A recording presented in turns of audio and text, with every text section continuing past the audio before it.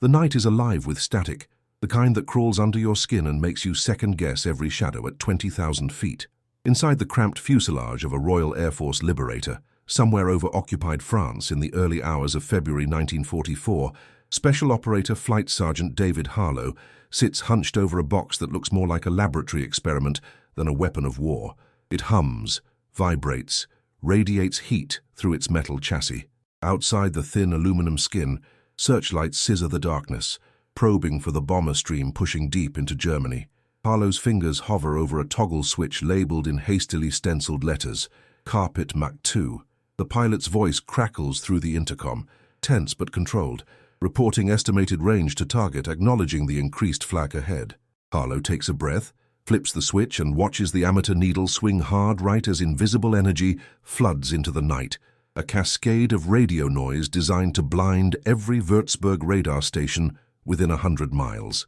The device shrieks to life, its cooling fan roaring, and for the next 3 hours Harlow will nurse it, adjust its sweep rate, monitor its temperature, knowing that somewhere below, German radar operators are staring at screens turned to snow, unable to track the hundreds of Lancasters and Halifaxes threading through the Kammhuber line toward the Reich. This is electronic warfare at its most brutal and elemental, a contest fought not with bullets, but with electromagnetic spectrum.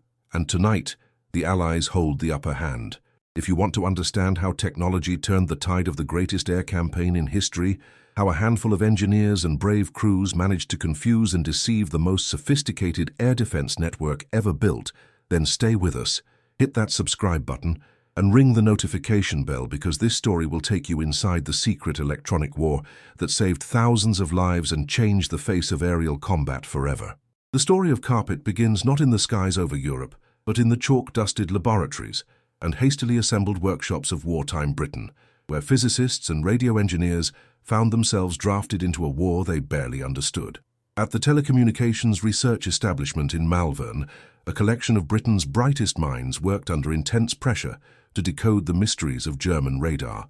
By early 1942, intelligence reports and downed enemy equipment had revealed the terrifying efficiency of the Würzburg radar, a precise fire control system operating around 530 to 570 megahertz that guided both anti-aircraft guns and night fighters with unprecedented accuracy.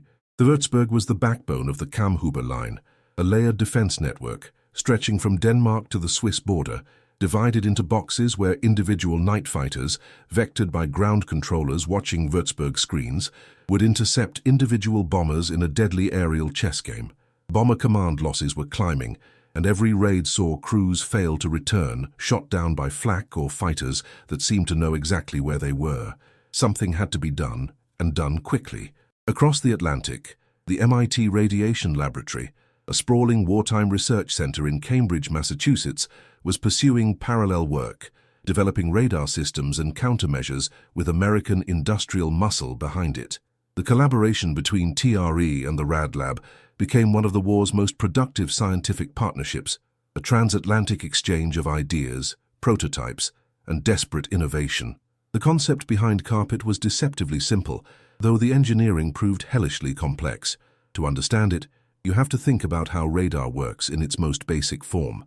A transmitter sends out pulses of radio energy, and when those pulses hit an aircraft, some of that energy bounces back to a receiver. By measuring the time delay and the strength of the return signal, the radar can calculate range, bearing, and sometimes even altitude. The Würzburg was a precision instrument, using a parabolic dish to focus its beam and track a single target with deadly accuracy. Now, imagine flooding that same frequency band with noise, a continuous wall of random radio energy that overwhelms the weak reflected echo from an aircraft. It is like trying to hear a whisper in a hurricane. That is noise jamming, sometimes called barrage jamming, and Carpet was designed to do exactly that across the Würzburg's operating band.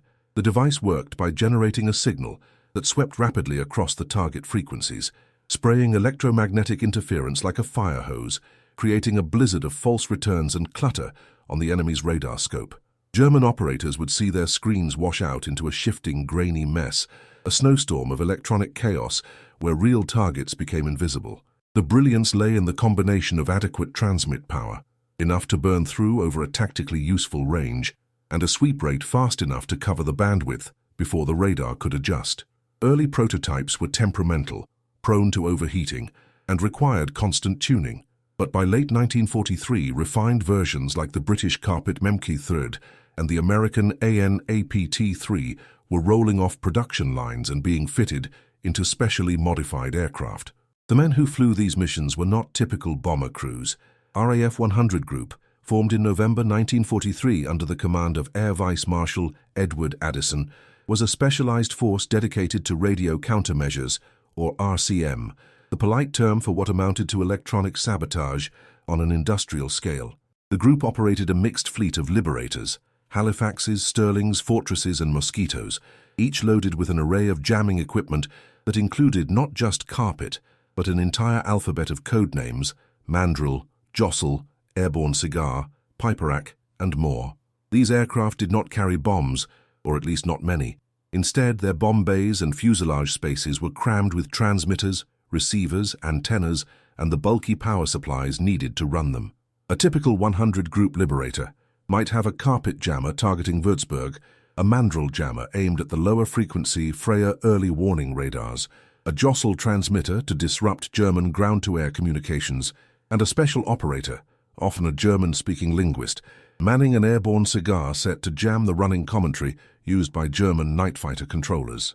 It was a flying electronic warfare platform, and its crew operated on the edge of exhaustion, managing multiple systems, coordinating with other RCM aircraft, and staying alive in an environment where being predictable meant being dead.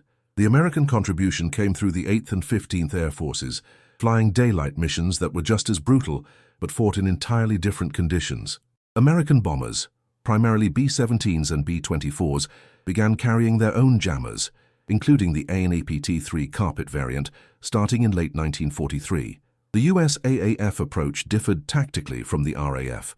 Instead of dedicated RCM aircraft, they often distributed jamming equipment across the bomber stream itself, so that every group or wing had a few aircraft equipped to jam, creating a broader protective umbrella. The coordination was a logistical nightmare. Ground stations in England monitored the electronic environment, intercepted German radar and radio traffic, and fed intelligence back to mission planners who adjusted jammer settings and tactics on a near-daily basis. The Germans were not static targets. They adjusted frequencies, changed procedures, introduced new radar sets, and trained their operators to recognize jamming and work around it. The electronic war was a constant arms race, measured in megahertz and milliwatts, where last week's solution became this week's vulnerability. Window, the British codename for metallized paper strips cut to half-wavelength dimensions for specific radar frequencies, was the first major electronic countermeasure deployed, famously used during the Hamburg raids of July 1943. When thousands of these strips were dropped from aircraft, they created a cloud of false radar returns, each strip reflecting energy just like a bomber, turning enemy radar screens into a blizzard of phantom contacts. Window was brutally effective against Würzburg and Freya alike, but it had limitations. It was passive, required huge quantities to maintain coverage, and drifted with the wind, meaning its protective effect was localized and temporary. Carpet offered an active solution, a way to generate jamming on demand continuously and adjust it in real time to counter enemy tactics. The combination of Window and Carpet proved synergistic. Window created confusion and multiplied targets, while Carpet drowned out the signal, making it nearly impossible for German radar operators to distinguish real bombers from chaff clouds or to track individual aircraft through the electronic fog. When you add Mandrill jamming against Freya radars, creating gaps in early warning coverage, and Jostle jamming against voice communications, preventing controllers from vectoring fighters to intercepts, the cumulative effect was devastating. The German night fighter system, once the terror of bomber command, began to falter. The claim that appears in wartime reports that Carpet and associated jammers confused 48 Axis radar stations over 3 weeks of intensive operations must be understood in its proper context. This figure likely refers to a concentrated period during early 1944, possibly coinciding with Big Week in late February, when Allied air forces launched a coordinated offensive against German aircraft production and supporting infrastructure. During Big Week, from February 20 to 25, the 8th Air Force and RAF Bomber Command flew round-the-clock missions, hitting targets across Germany in weather that ranged from barely flyable to outright suicidal. RCM aircraft from 100 Group and equipped American bombers deployed every available jammer, and intelligence assessments afterward, based on intercepted German communications, prisoner interrogations, and signals intelligence, suggested that a significant number of radar stations, estimated at around 48, experienced severe degradation or complete loss of tracking capability during that week and the following 2 weeks of sustained operations. It is important to note that such numbers come from operational reports, after-action summaries, and intelligence estimates that were, by necessity, incomplete and sometimes optimistic. The fog of war applies to electronic warfare as much as to any other domain. German records, where they survive, tell a more nuanced story of frustrated operators, equipment failures blamed on jamming, improvised countermeasures, and a growing sense among Luftwaffe commanders that they were losing control of their own airspace. Whether the exact number was 48 or somewhat fewer, the strategic impact was real and measurable in terms of bomber loss rates, which dropped significantly during periods of intensive jamming. Imagine yourself in the position of a German radar operator on the night of February 24, 1944, manning a Würzburg station near Frankfurt. You have been tracking raids for months, guiding Messerschmitt 110s and Junkers 88s to intercepts, watching the small bright blip of an enemy bomber crawl across your scope as you call out ranges and bearings to the fighter controller. Tonight is different. As the bomber stream approaches, your screen begins to shimmer and pulse. A grainy fog appears at the edges, then spreads across the display. You adjust gain, tweak frequency, check your equipment for faults, but the interference only grows worse. Within minutes, your scope is awash of white noise, individual returns impossible to distinguish. You report the jamming, knowing that a dozen other stations are reporting the same thing. The controllers switch to backup procedures, trying to direct fighters visually, relying on searchlights and the Himmelbett system's overlapping zones, but the bombers are already past your sector, hidden in the electronic blizzard. Hours later, the jamming eases, the screen clears, but by then the raid is over, the bombers gone, and the fires are burning.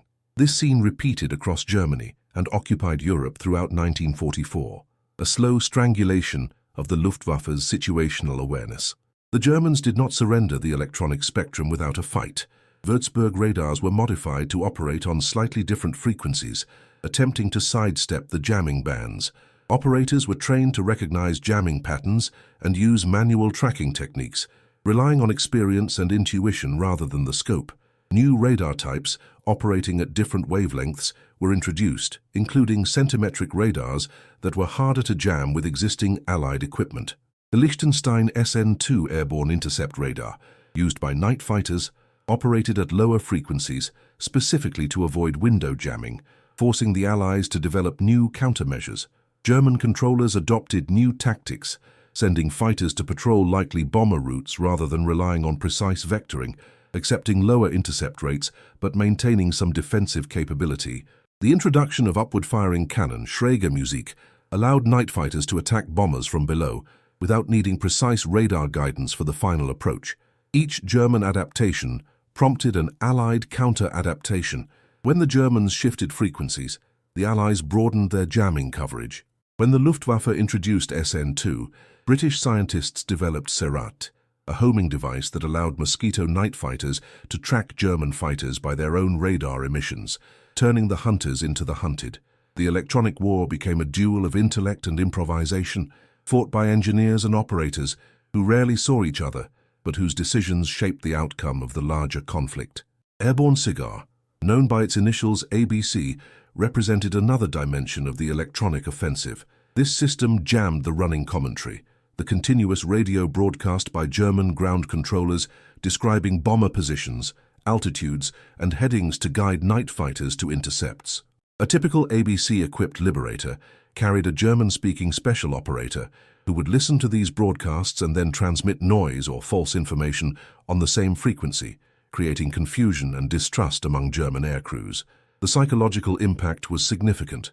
Imagine being a German night fighter pilot, hearing your controller's voice fade in and out under a wash of static, or worse, hearing conflicting instructions, unable to determine what is real and what is deception.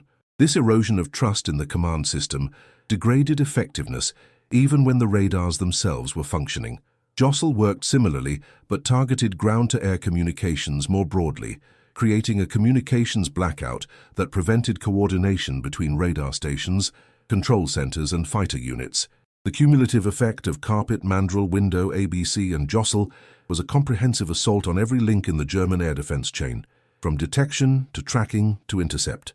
No single system won the electronic war, but their combined use, coordinated across hundreds of aircraft and refined through hard-won experience, tipped the balance decisively in favor of the Allies.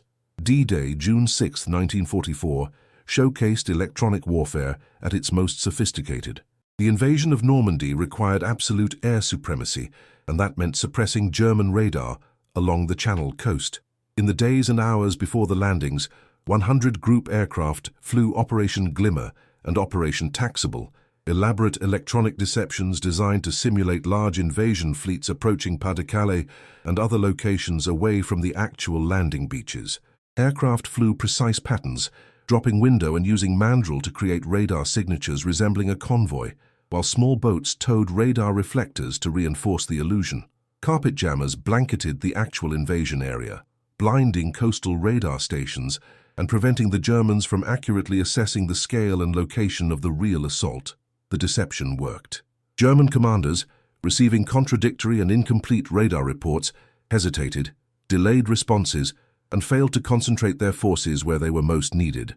Electronic warfare bought time, and in amphibious operations, time equals lives.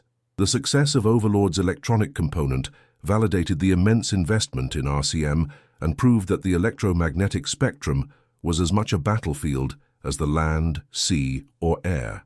The technical challenge of building a device like Carpet under wartime conditions cannot be overstated. Modern electronics take for granted components like transistors, integrated circuits, and digital signal processing. In 1943, none of these existed. Carpet relied on vacuum tubes, glass envelopes containing heated filaments and electrodes that controlled electron flow to amplify and generate radio signals. Tubes were fragile, power-hungry, heat-generating, and prone to failure, especially under the vibration and temperature extremes of high-altitude flight. A typical Carpet transmitter might use a dozen or more tubes, each requiring carefully regulated voltages and bias currents. Power supplies were massive, employing transformers and rectifiers to convert aircraft electrical power into the high voltages needed. Cooling was a constant problem. Engineers designed elaborate ventilation systems, but in the thin, frigid air at 20,000 feet, keeping the transmitter within operating temperature while preventing frost from shorting connections was an ongoing battle. Antennas had to be carefully matched to the transmitter output to maximize radiated power, and their placement on the aircraft fuselage required compromises between electrical efficiency and aerodynamic drag. Sweep circuits, which changed the transmitter frequency continuously to cover the jamming band, used motor-driven variable capacitors or early frequency modulation techniques that were maddeningly sensitive to adjustment. Field maintenance was a nightmare. Ground crews learned to diagnose and repair temperamental equipment under blackout conditions, often improvising parts or workarounds when official spares were unavailable. The reliability improved over time, but every mission carried the risk that the jammer would fail at the worst possible moment, leaving the bomber stream exposed. The concept of burn-through is critical to understanding the limits of jamming. No jammer is infinitely powerful, and radar performance improves dramatically at short ranges because the two-way propagation loss decreases with the fourth power of distance. This means that as a radar-equipped fighter or flak gun gets closer to a jammer-equipped bomber, the radar return from the bomber eventually becomes strong enough to break through the jamming noise. The range at which this happens, called the burn-through range, depends on transmitter power, antenna gain, radar sensitivity, and jammer-effective radiated power. For Carpet against Würzburg, burn-through typically occurred at ranges between 5 and 15 kilometers, depending on conditions. This gave German defenses a window of opportunity if they could maneuver into close range, but it also meant that by the time they achieved lock, the bomber was often already past the critical zone or had released its bombs. The tactical use of jamming thus involved timing and geometry, turning on jammers at the right moment to disrupt initial detection and tracking while accepting that close-in defense would eventually penetrate the protection. This is why window remained important. The chaff clouds provided additional clutter and confusion at shorter ranges, complementing the long-range protection offered by active jamming. Operational use of carpet and related systems demanded a level of coordination and training that went far beyond normal bomber operations. Before each mission, RCM crews attended specialized briefings where they received updated intelligence on German radar frequencies, operating procedures, and known countermeasures. They studied route maps showing the location of radar stations and planned their jamming coverage to maximize disruption along the bomber stream's path. During flight, the special operators monitored multiple receivers, listening for enemy transmissions, adjusting jammer settings in response to German frequency changes, and coordinating with other RCM aircraft via coded radio messages. The stress was immense. These men operated in a hostile electromagnetic environment, surrounded by enemy signals, knowing that a mistake in frequency selection or timing could leave bombers unprotected. They dealt with equipment failures, navigational errors, and the constant threat of flak and fighters. Some RCM aircraft were shot down, their secret equipment captured by the Germans, accelerating the countermeasure cycle. The courage required to fly these missions, often at the head of the bomber stream, where they would be first to encounter defenses, deserves recognition alongside that of the bomb aimers, gunners, and pilots, whose stories are more commonly told. The legacy of carpet and the broader electronic warfare systems developed during World War II extends far beyond the conflict itself. The techniques pioneered by TRE, MIT Rad Lab, and operational units like 100 Group laid the foundation for modern electronic warfare, which remains a critical component of air operations today. The concept of the electromagnetic spectrum as a contested domain, the importance of signals intelligence, the cycle of measure and countermeasure, and the integration of electronic attack with kinetic operations are all direct descendants of wartime innovation. After 1945, many of the scientists and engineers who worked on carpet and related projects went on to shape the post-war electronics industry, founding companies, teaching at universities, and contributing to the development of radar, communications, and eventually computers. The organizational structures created to coordinate electronic warfare, including dedicated units, specialized training, and tight integration between intelligence and operations, became permanent features of modern air forces. The lessons learned over the skies of Germany, lessons written in the lost aircraft and saved lives, continue to inform doctrine and technology development 8 decades later. When you step back and consider the full scope of what was accomplished, the achievement becomes staggering. In the span of less than 3 years, from the first crude jamming experiments to the sophisticated multi-layered electronic offensive of D-Day, Allied scientists and aircrews transformed aerial warfare. They took a technology, radar, that had initially given the defenders an overwhelming advantage and turned it into a vulnerability, something that could be deceived, confused, and blinded. They did this while fighting a total war, under resource constraints, with imperfect information, and against an adaptive and determined enemy. The electronic war saved lives, thousands of them, by reducing bomber loss rates during critical phases of the strategic bombing campaign. It enabled operations that would have been prohibitively costly or outright impossible without electronic support. It demonstrated that victory in modern war requires more than firepower and courage. It requires mastery of invisible realms, the radio spectrum, the flow of information, the battle for situational awareness that precedes and enables physical combat. The story of Carpet is ultimately a human story, one of ingenuity under pressure, of crews risking everything for a few extra minutes of protection, of engineers solving impossible problems with slide rules and soldering irons, of a collective effort that spanned nations and disciplines and produced results that changed the course of history. It reminds us that war is not only decided by the clash of armies and the thunder of guns, but also by the quiet hum of a transmitter in the darkness, by the calculations of scientists in distant laboratories, by the courage of men who fought battles the world could not see.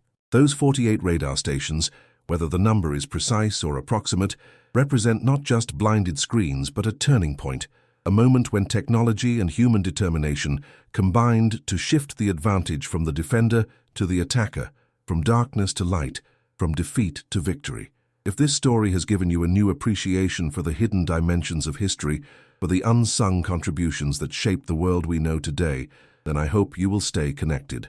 Subscribe to this channel, turn on notifications, and join a community that values deep dives into the technical and human aspects of history that mainstream narratives often overlook. There are countless more stories like this, accounts of innovation, sacrifice, and the relentless human drive to overcome impossible odds, and each one deserves to be told.